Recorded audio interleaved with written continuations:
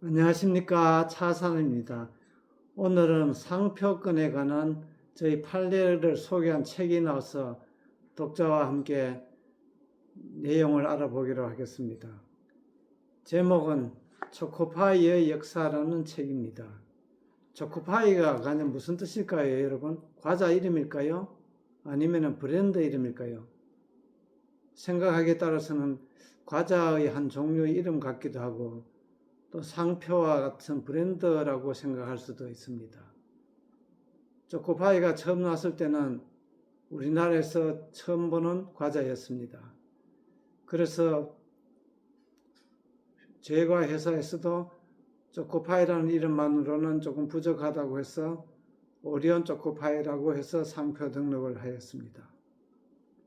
근데 워낙 이 상품이 유명해지니까 다른 곳에서도 점점 초코파이라는 이름을 붙여서 롯데 초코파이 등등으로 상품을 만들어서 팔기 시작하였습니다.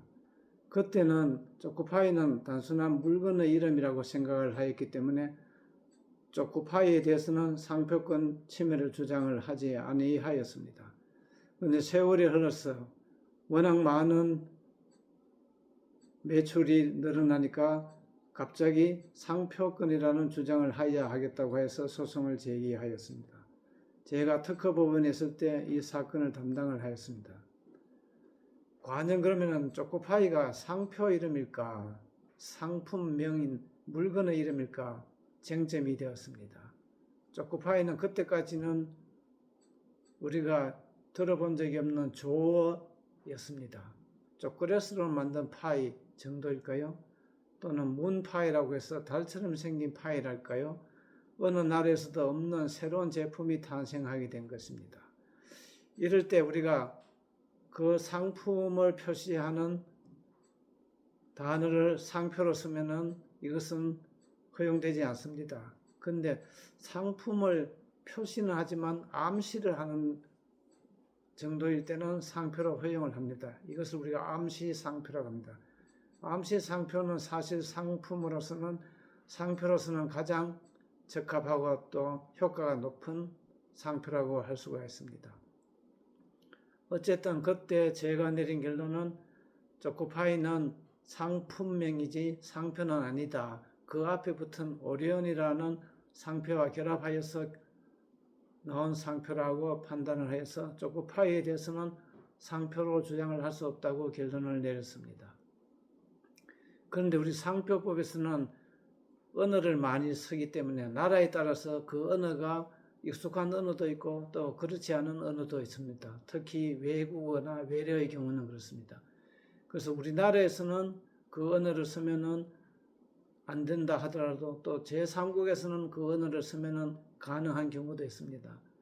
그래서 원래 상표권자는 베트남 등 동남아시아에서는 상표권으로 초코파이를 주장하여서 의사를 관철한 적도 있었습니다. 우리가 찝차 할 때 찝차도 상표지만 상품으로 인식을 하고 있는 경우가 있습니다. 이와 같이 우리가 상표를 만들고 유명해지면 반드시 그 상표를 지키는 철저한 의지가 있어야 상표를 지킬 수 있다는 것도 이해할 수가 있습니다.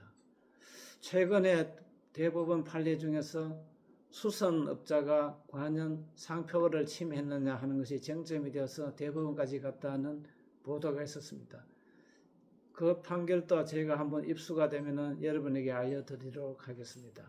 이와 같이 상표와 상품에는 우리가 이해하기가 어렵지만 또 아주 미묘한 그런 법률 문제가 있다는 점도 여러분과 같이 나누고 싶습니다. 감사합니다.